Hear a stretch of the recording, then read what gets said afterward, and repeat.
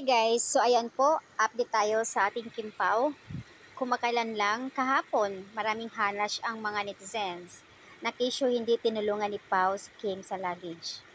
So ito na po yung clip video na in-upload ng fan na kung saan ay ito, makikita nyo sa clip video na tinulungan ni Pao si Kim. Yung luggage ni Kim nandoon sa trolley. So, iisang trolley lang ito. Sa dami nilang luggage siya. So, parang nagpalit sila. Instead na si Kim ang tumulak ng trolley, kinuha ni Pao. And then, kinuha din ni Kim yung isang malita ni Pao. Nagpalit sila syempre. In fairness naman kay Kim Cho ang galing niya. Hindi siya yung tipong maarte. Alam mo yun?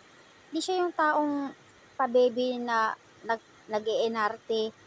As in, parang kilos lalaki talaga. Siya pa talaga nagtulak ng trolley kinuha talaga ni Pao. So, nagpalit sila. Good vibes kasi, so ayan, sa mga nagtatanong na kung bakit hinayaan ni Pao si Kim ng magdala na luggage. So, ngayon nakikita nyo na. Kaya, ang hirap pangunahan ng pagja-judge na hindi pa natin alam. Kasi, syempre, pwede ba yun? Maari ba yun na hayaan lang ni Pao si Kim? Pero ang dami kasi nilang luggage. So, kailangan yung teamwork. Kailangan nilang tulungan. Magtulungan sila. Kasi, dalawa lang sila guys sa daming luggage nila, wala silang assist as in. Dalawa lang sila nakikita talaga sa video. Kaya, ayan. So, dito sabi ng comment, ayun dito, Paulo is a very handsome and Kimi.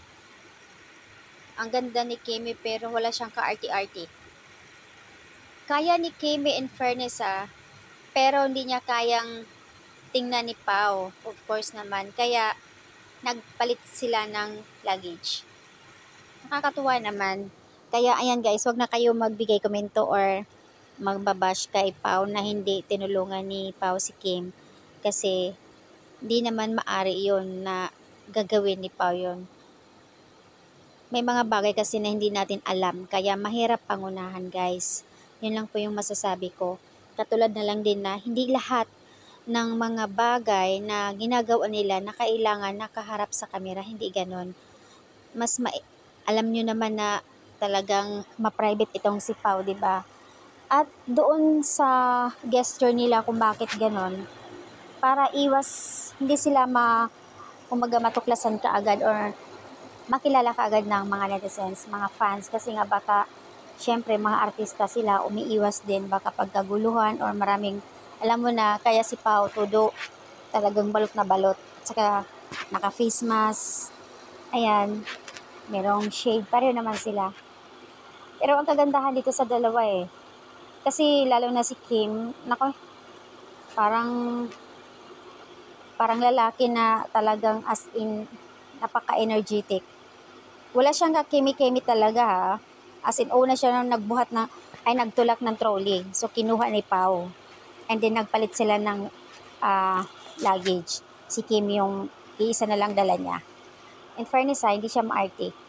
Talagang go siya as in go. Yan si Kimi. So, ayan guys, huwag na kayo magduda. Kita nyo na lang sa video.